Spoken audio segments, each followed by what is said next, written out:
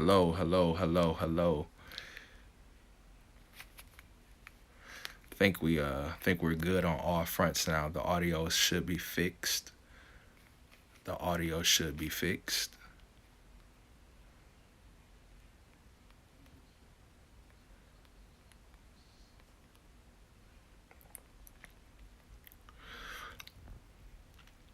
The audio should be fixed. Do apologize, but the audio should be fixed. Hello, Brian Thompson.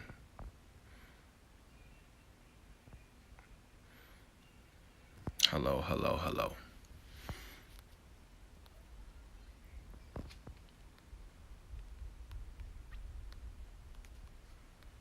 All right, we'll be starting in about 1 minute. Just kind of want to give everybody a chance to log in since we were late.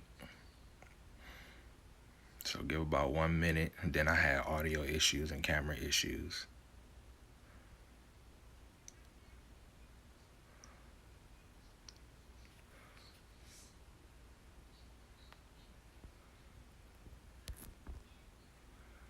All right, I'm checking to make sure everyone has audio. I'm asking Facebook, can they hear?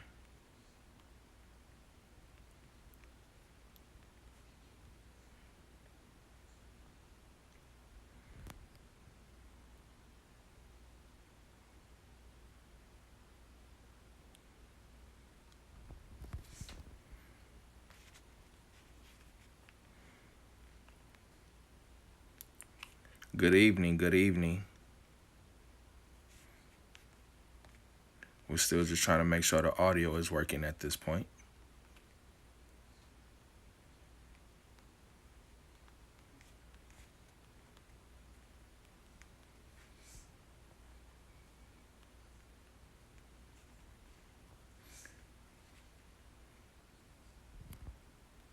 Waiting on a response. All right. I thank God for you all. I won't be on long tonight. Just kind of want to jump on and talk to you a little bit. Um,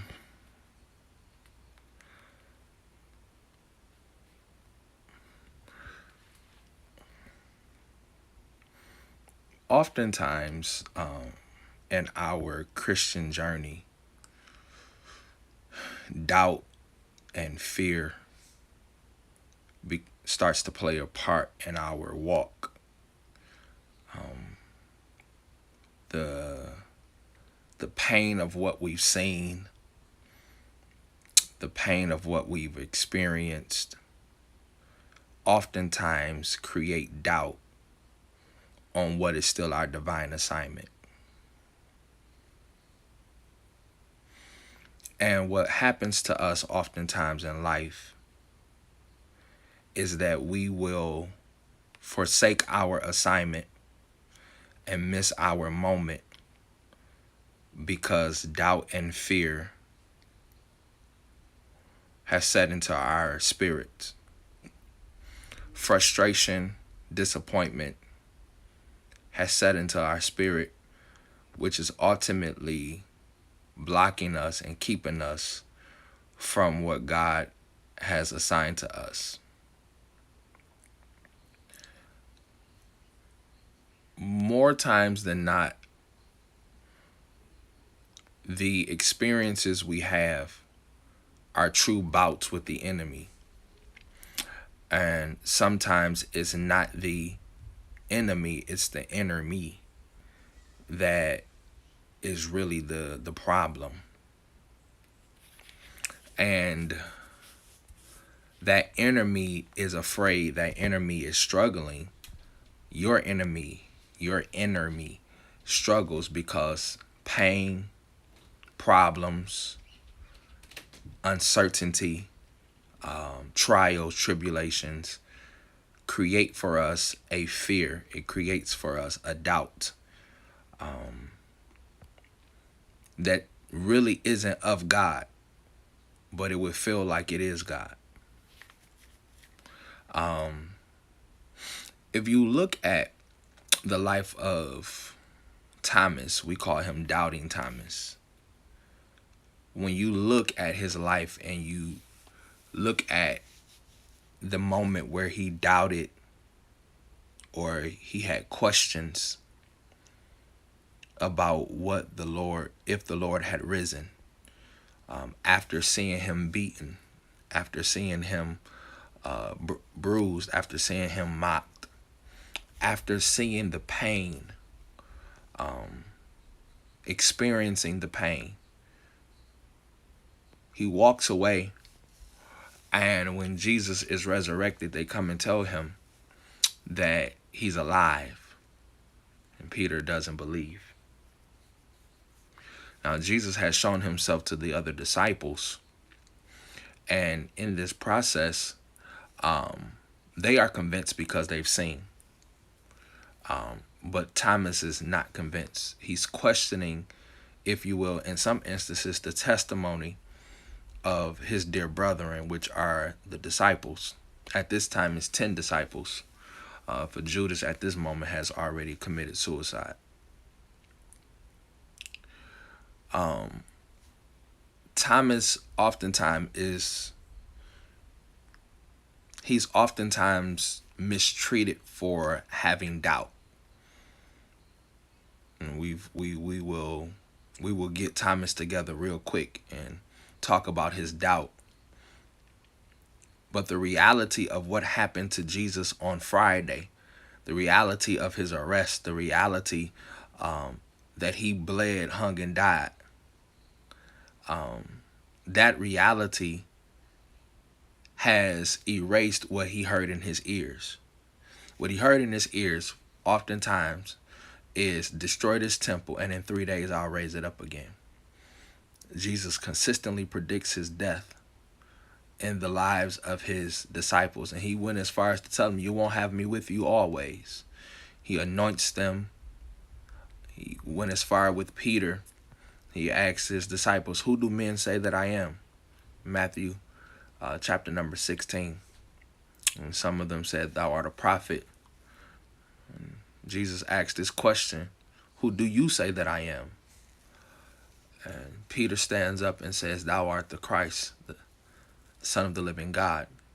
And he tells Peter that flesh and blood did not reveal this to you, but my Father which is in heaven. And it says, upon this rock I'll build my church, and the gates of hell shall not prevail against it. There is a lesson taught, there is a confession given of who Jesus Christ really is. But in that process, in that time frame between the lesson and the blessing, is the process of the crucifixion. And somewhere in that process of pain, misery, hurt, defeat, Thomas begins to doubt because of what he's seen.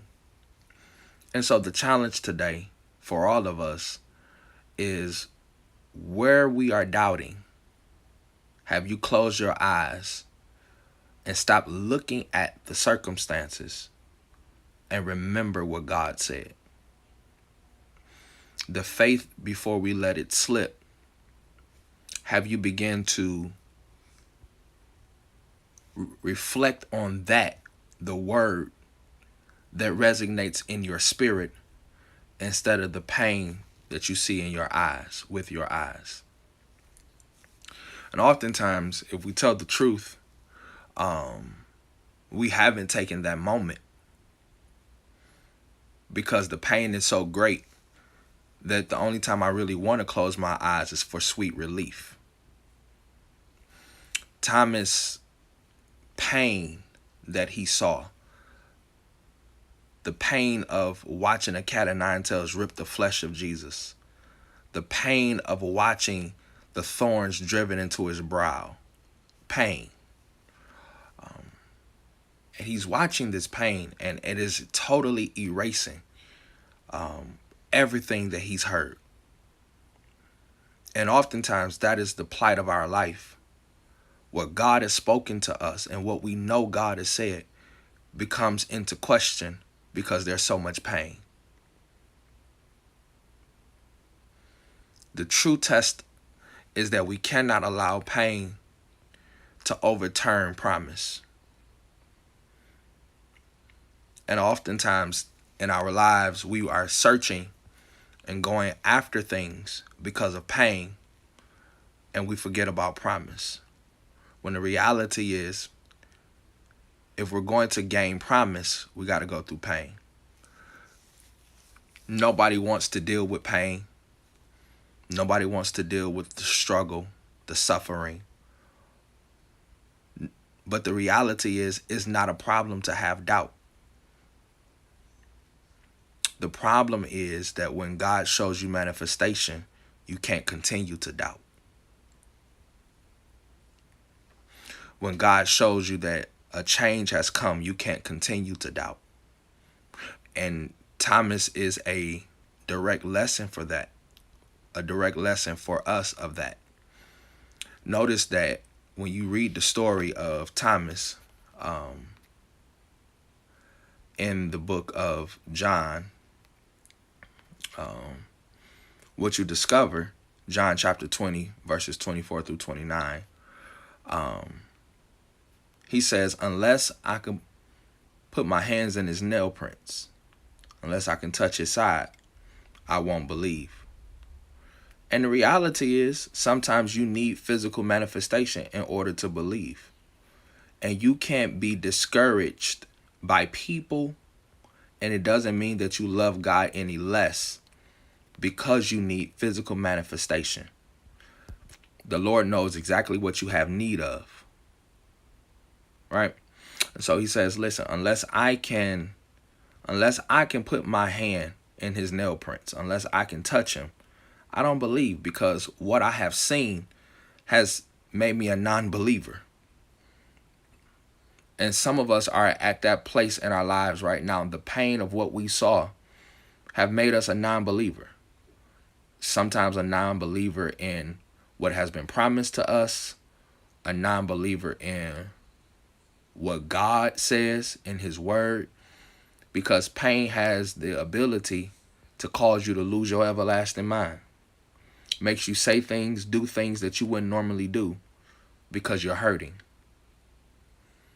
And we need to do a chin check and make sure that what we do in life, we're not doing out of pain.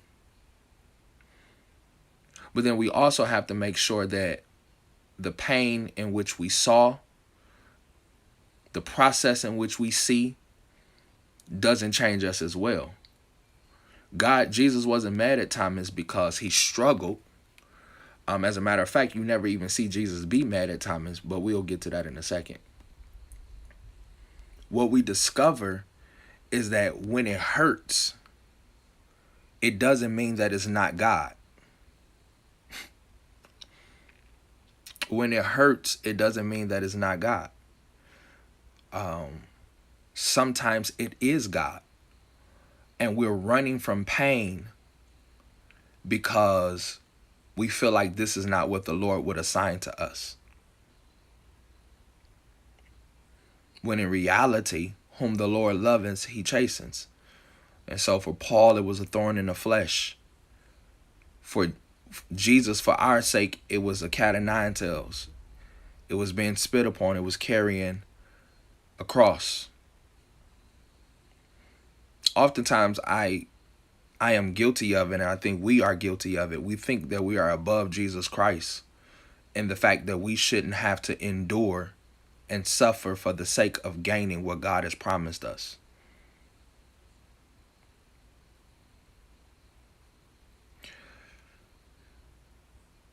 We often preach and teach, according to Peter, that if you don't suffer for him, you don't reign with him. And then we preach and teach that after you have suffered a while, the God of all grace will settle you, strengthen you. He will establish you. It hurts. It hurts to go through process. It hurts when you don't think that your life is supposed to go this way. But the reality is sometimes it's your assignment. And all of it is your assignment. So every pain, every tear, every struggle is your assignment. And we spend so much time literally trying to avoid that because we feel we shouldn't be there. We feel this is not where God would have me to be. Well, how do you explain that to a Paul? How do you explain that to even God in the flesh in Jesus? When in order to accomplish the goal, pain is necessary.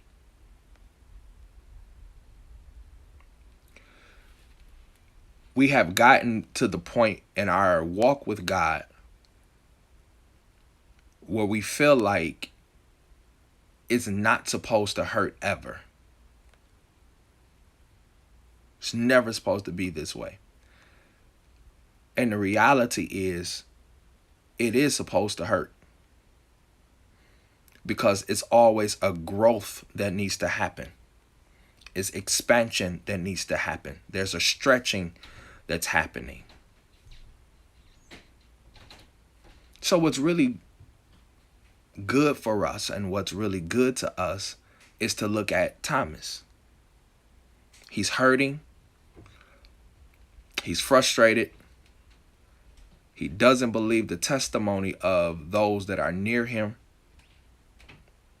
Because while you guys are encouraging me that he lives, y'all dipped out on him just like I did. And so how do you encourage me, and how am I to believe you when y'all left him just like I did? And so Jesus knows the pain that Thomas feels. He knows the frustration of the moment. And so Jesus does something, just so marvelous in this passage of John chapter number 20. The Bible tells us, I'm going to read it and then I'll just kind of keep going to break it apart. But Thomas, one of the 12 called Didymus, was not with them when Jesus came. The other disciples therefore said unto him, We have seen the Lord. But he said unto them, Except I shall see his hands and the prints of his nails, and put my finger into the prints of the nails, and thrust my hand into his side, I would not believe. And after 8 days, again, his disciples were within, and Thomas with them. Then came Jesus, the doors being shut, and stood in the midst, and said, Peace be unto you. Saith he to Thomas, Reach hither thy finger, and behold my hand, and reach hither thy hand, and thrust into my side, and be not faithless, but believing. And Thomas answered and said unto him, My Lord and my God. Jesus said unto him, Thomas, because thou hast seen me, thou hast believed. Blessed are they that have not seen, and yet have believed. And many other signs truly did Jesus in the presence of his disciples, which are not written in this book. But these are written that ye may believe that Jesus Christ, the Son of God, and that believing ye might have life through his name. Right? So the pain happened, and it was cool. Jesus never addressed the pain, never addressed what we call the doubt. He never addresses that. He shows up miraculously on the other side of a locked door, which is, for some of us, that is great encouragement today, that when you're locked out, Jesus still shows up. When it's impossible, he still shows up, which means that to him that believe, all things are possible to them that believe. And so he can't be locked out, and it's impossible for him to ever be locked out. So even when hearts are hardened, God can still move and get in there. Even when you've been told no, God can still get in and turn it and make it a yes. It's still possible. But here's what he needed in order to believe. And I believe God will still do this. He needed physical manifestation. Notice that when he was suffering and struggling and not believing, Jesus shows up on the other side of a locked door, and Jesus speaks to him. And when Jesus speaks to him, Jesus allows him to touch the very thing that he needs to touch in order to believe. And Jesus says, listen, blessed are you because you touched. You believe because you touched, but blessed are those that don't believe, who've never seen me, who haven't touched me, right? And so he will give us the ability to touch. And sometimes that, watch what he's touching. He's touching the places that hurt. Sometimes the manifestation that you need in life is the ability to touch what hurt. Notice what happens, y'all. He says, I won't believe unless I can put my hand in the nail prints, thrust in his side where he was speared, and blood and water came out from it. I will not believe unless I can touch the pain. Sometimes the manifestation that you need to know that God is still in it is to touch what hurts. And I know that sounds crazy, but that's the Bible. It's not avoiding the pain. It's not us not dealing with the pain. It's literally us still touching, consistently touching what hurts. Because if we can touch what hurts, there's a couple things that we need to unpack with that. First thing that we need to unpack with the ability to touch what hurts is that it's standing in front of us, which means it was resurrected, which means God didn't kill it or allow it to stay dead, which means it has life. And not only does it have life, it has testimonial possibility. It has faith-changing possibility. So instead of trying to avoid the pain, instead of being frustrated with the pain, realize that sometimes you've gone through this so that you can be that testimony. You can be that faith-changing, your life, your whatever you're in can be that life-changing thing for someone else, that they'll be able to touch what hurt you. Now, this is the same Jesus that went through it. Nothing has changed, but he died and got up, and all sin has been taken away. But nothing has changed in the physical. It's still the same Jesus. He's still God Almighty. But now at this moment, he's able to be touched by Thomas. Now, if you notice, going back a couple chapters and you read the Bible says that when Jesus appeared unto them, he told them, don't touch me. I haven't ascended to my Father yet, right? He hadn't gone.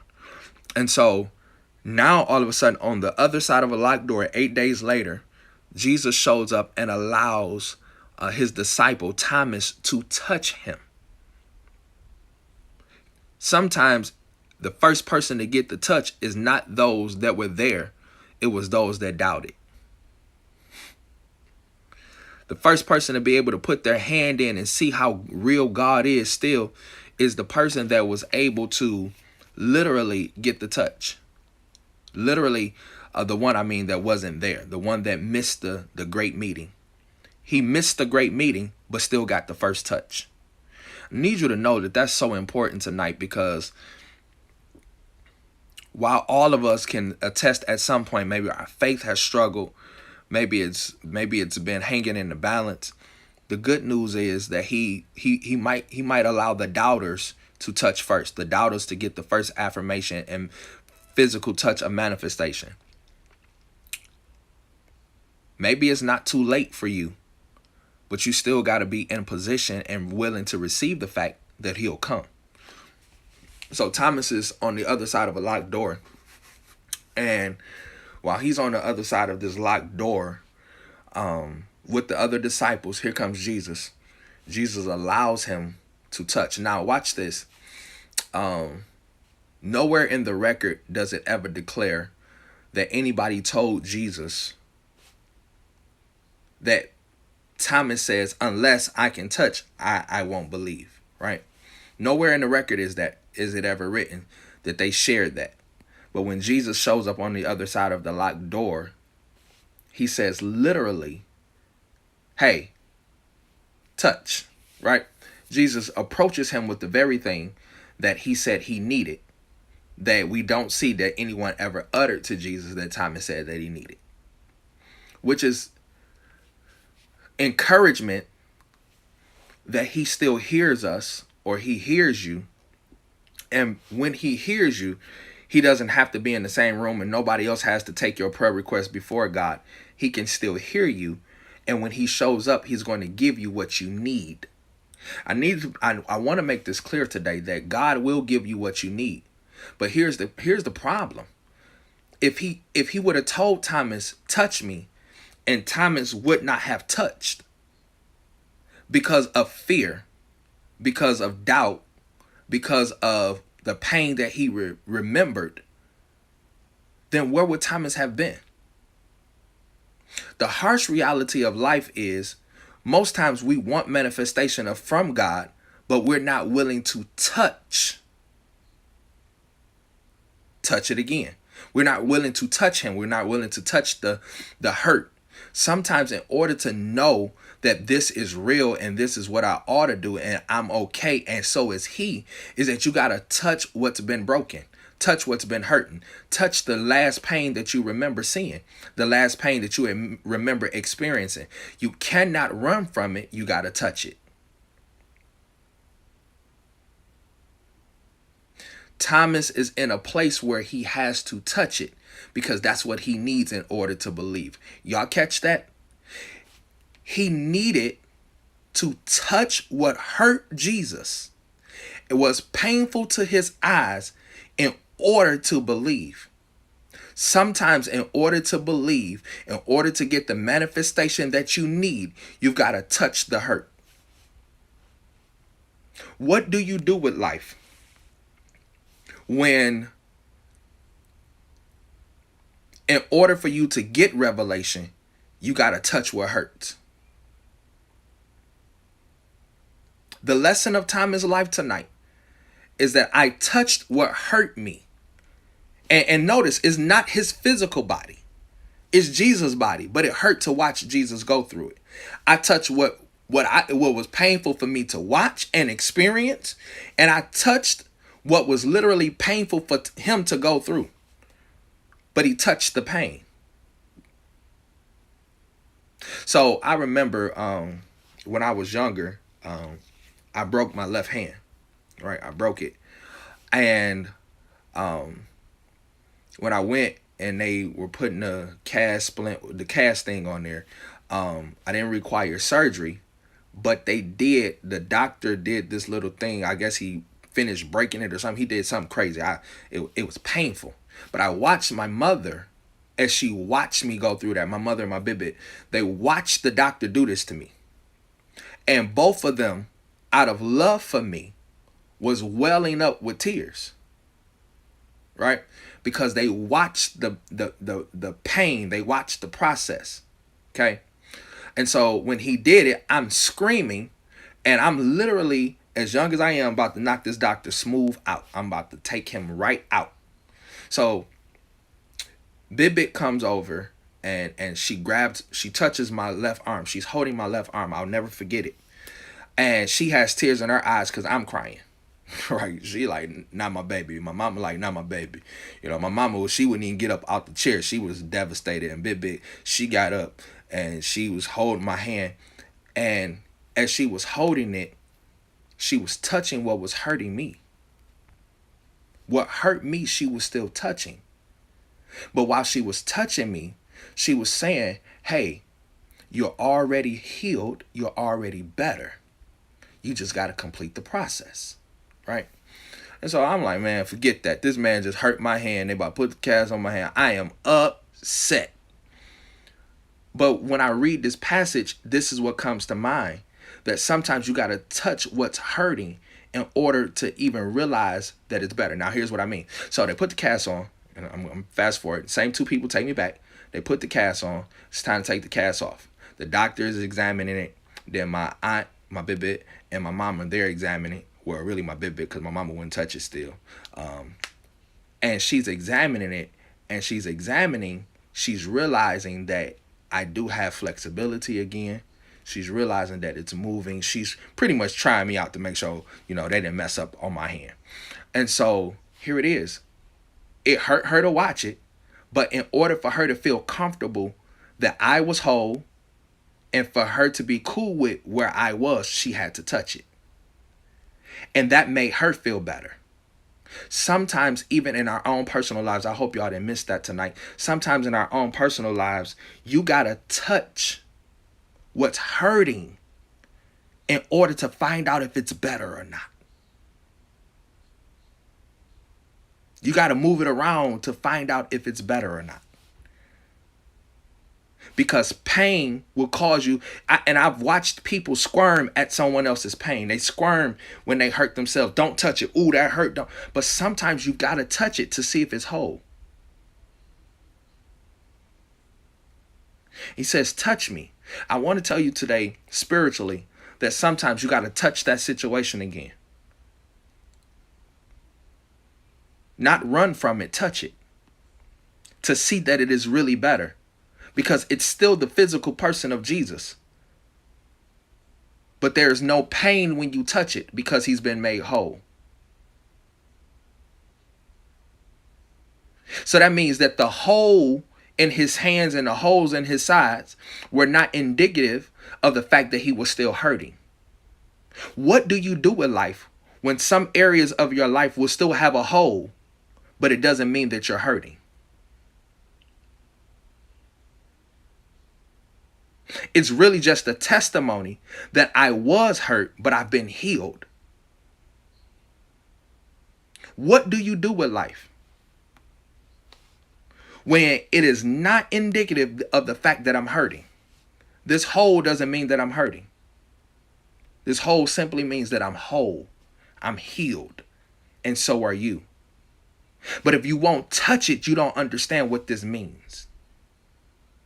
It meant that he was still alive. It meant that there was still hope. It meant that it wasn't over. But you still got to touch it. Too oftentimes we're fleeing. Too oftentimes we're not believing when we ought to be touching. Touch that thing again. Because he showed up. And it's still prevalent. It's still relevant in your life for a reason, because God still wants you to touch it. Notice what happens. He shows up on the other side of a locked door, not for the other disciples. I want to submit that this was for Thomas, because they had already seen. He showed up for Thomas, the one who did not believe, the one who missed him on resurrection day. He showed up on the other side of the locked door for Thomas to still touch. Maybe the reason why it's still in your life is because you ought to be touching it. You ought to be touching it to see that, you know what? There's a hole there, but there's no hurt there. There's pain there. There's no pain there. This is the fulfillment of promise. And so now Jesus walks around before he ascends to heaven still with a hole in his side and holes in his hands, holes in his feet. But he's still whole. And not only is he whole, but Thomas believes. Now, here's the catch to Thomas believing now. Thomas is able to run on and fulfill the assignment.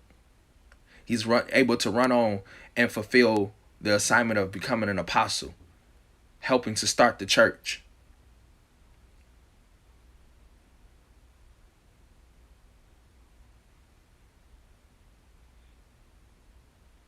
There's purpose beyond the pain. There's purpose beyond the prints. Tonight, God wants to show up in your life and give you the ability to touch him and to touch your own situations so that you can know you don't have to run from it. Embrace it. Because what's coming next is you're still in your divine assignment. You're not off course. You're not off track because it hurt. Because it hurt you to watch, because it was a hurtful experience, because it hurt somebody you love. It doesn't mean that it's over. It doesn't mean give up. Ultimately, when he shows up, he stops Thomas from giving up by allowing Thomas to even touch the pain.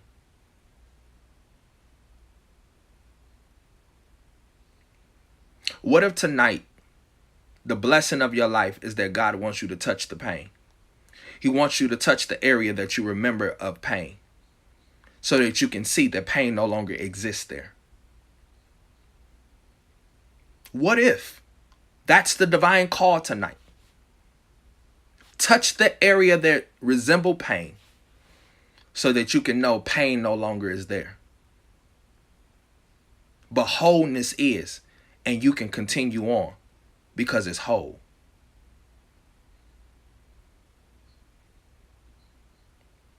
I want to submit tonight.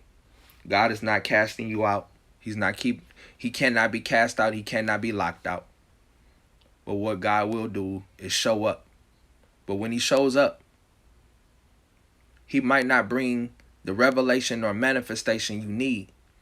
The one he brings might be for you to touch what hurts or what you remember to be pain, to find out there is no pain there. It was a part of the process that brought about healing. And you can believe because he healed. You can believe because he restored. You can believe because he got up. Hey, somebody, you need to know tonight, you can still believe. Yeah, you remember that pain, but touch it again. Touch him, touch it.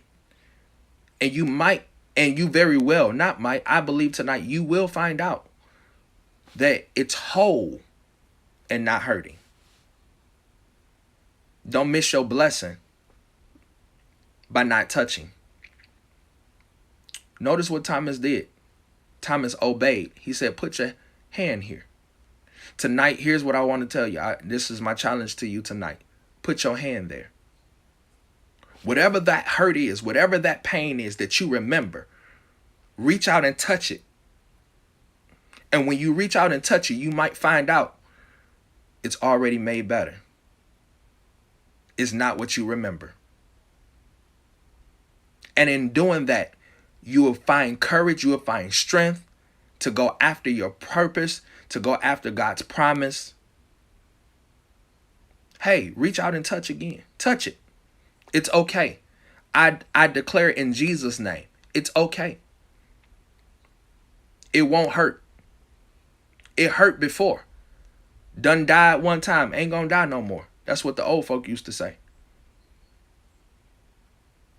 Because that has already been healed. But because all you remember is the process, you forgot the word. Faith cometh by hearing, and hearing by the word of God, not by what you see, not even by what you experience, is by hearing that word. So what have you put your faith in? What you see? Or are you putting your faith in what you hear? And for most of us, and I will testify for myself, it's been in what I see. Confession is good for the soul, bad for the reputation. The preacher's faith has been in what he saw and not what he's heard. Hey, Peter, come out the boat. You want to see Jesus. He says, come. Matthew 14, come. Come. And Peter gets out the boat, leaving the other 11 behind and let the water beat into the ship. When he gets out on the boat, he's out of the boat. He's walking on water, something supernatural, because Jesus said, come. But when he stopped looking at Jesus and started looking at the boisterous storm, that's when he began to drown. Here it is. What you have in your life, you're having a supernatural experience with God.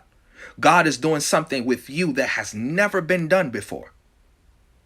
And what you have allowed is the storm around you to determine that you are not going to see God anymore.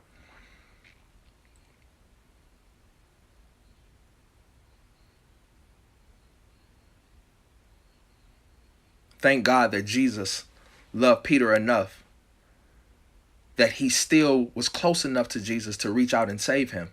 Jesus to reach out and save Peter when he stopped looking at Jesus. And he says, wherein did you doubt? What caused you to doubt? What caused you to have fear? What caused you to lose faith? And the reality is what happened is what he saw.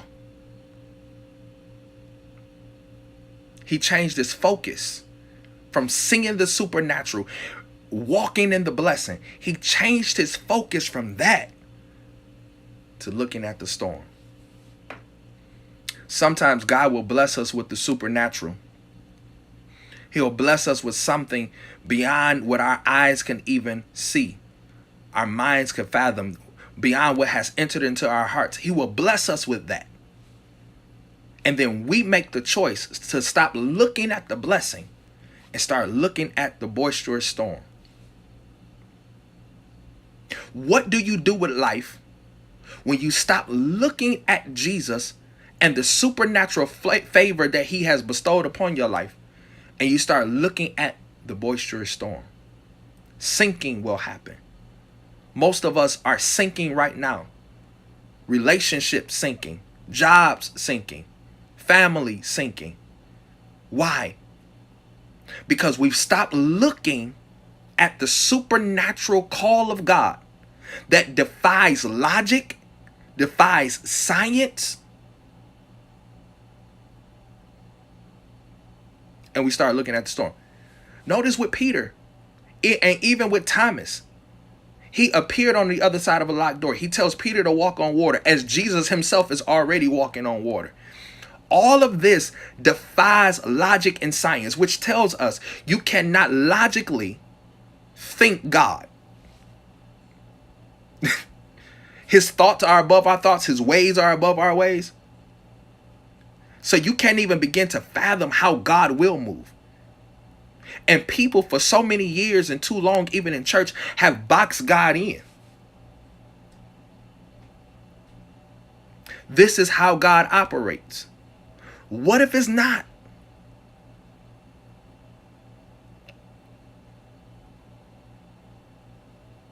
When I read the Bible and the children of Israel are getting ready to go to the promised land, God never tells them that he's taking them to a land that's flowing with milk and honey and nobody's there. What he tells them is, I'm taking you to a land that's flowing with milk and honey. And then it takes them 40 years to get there. Moses dropped the ball. He sends 12 spies over there. 10 come back with a negative report. 2 come back with a positive. They take the report of the 10 and never go. So the only people that made it into the promised land was Joshua and Caleb, which were the 2 spies who had a positive report. Everybody else says, listen, we are as grasshoppers in our own eyes because they're so big. What do you do when your situation is bigger than you and you feel so small? You feel inadequate. But the Lord said, do it.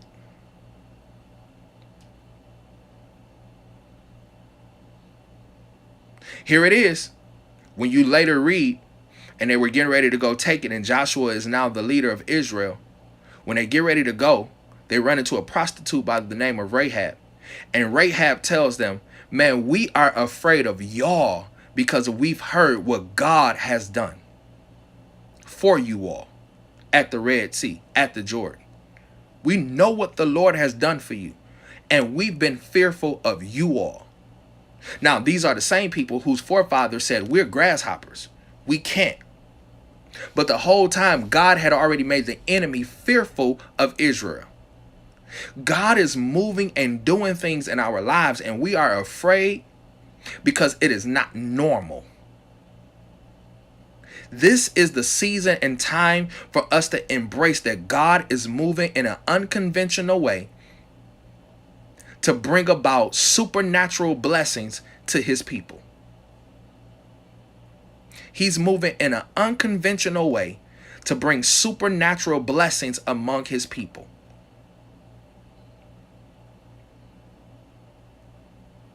Unconventional, Peter walks on water. Unconventional, Jesus is walking on water. Unconventional, he shows up on the other side of a locked door. That's supernatural power. But we've got to be willing to embrace it. Because what's happening is we're not willing to embrace what the Lord is saying. We're not willing to embrace what the Lord is doing because of our own pain, our own reservation, our own struggles. We're not willing to go there. And because we're not willing to go there, we're not seeing the manifestation. What we're doing with our lives, what we're doing with our time is we're like that hamster that's on the wheel, running consistently on that wheel, not going anywhere, but we're active. Lord, I don't want to just be active in my life. I want to make progression. Most of our spiritual journeys are just like the hamster on the wheel. Running, not going nowhere, not making any progress. And the reason why we're not making progress is simply because we won't embrace the process.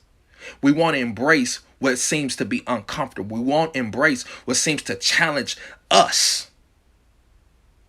Not realizing that God defies logic. If you could think God, then you would be God. And you wouldn't need God. And one of my favorite sayings is make it make sense. But when it's God, can you make it make sense? Okay, so I don't want y'all to think I'm making this up. A virgin, God impregnates the virgin, Mary, with Jesus, who has never had sex before.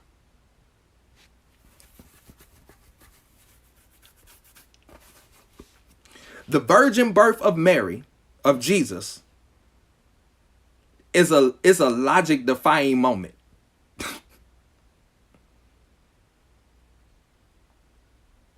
How? She's never been touched by a man, but he does it. Thus the sins of the world are taken away.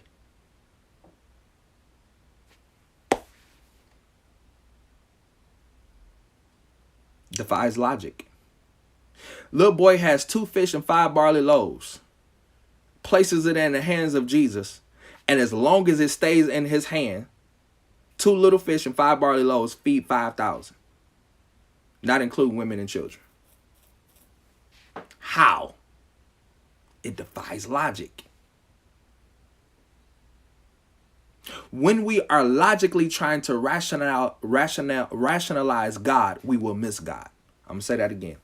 When you are logically trying to rationalize God, you will miss God. Are you with me tonight?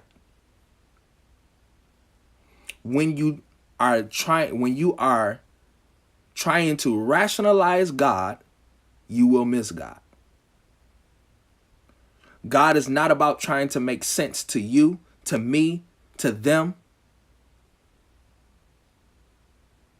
On the contrary, oftentimes throughout the ministry of Jesus, you will see him break laws that would have restricted him from performing the miracles that were needed in somebody else's life.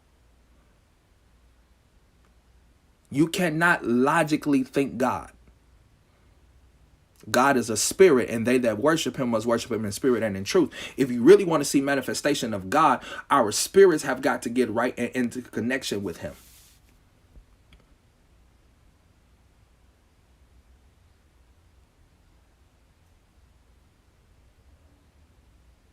Because you cannot rationalize him.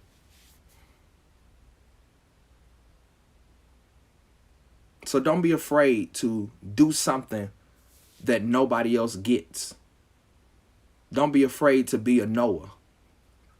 Don't be afraid to be John on the island of Patmos. Don't be afraid to be in a space that people will say that don't make sense, and will judge you and say that's not right. You can't fear that space. You can't fear that space. You've got to embrace that space. And embracing that space, what you will discover is that God is meeting you in what was unnormal, what was uncommon to give you a supernatural miracle, a blessing, to show you that he'll move in your life differently than he'll move in anyone else's. To show you that you are not to be a carbon copy of anything or anyone else, but that your assignment, your story, your everything is unique. Nobody else, we don't see nobody else in history walking on water but Peter. We don't see nobody else touching his side but Thomas. You don't see another Noah.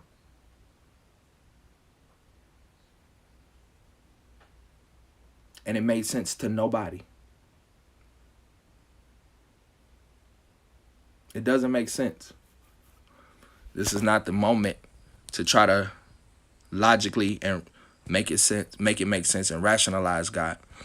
This is the time to expect God to do something different that contradicts what everybody else think and what they know. It's that season. It's that time. All right. I love y'all. Bless you all. Thank you all for tuning in. I pray that something was said tonight to be a blessing to you. All right. Y'all have a blessing.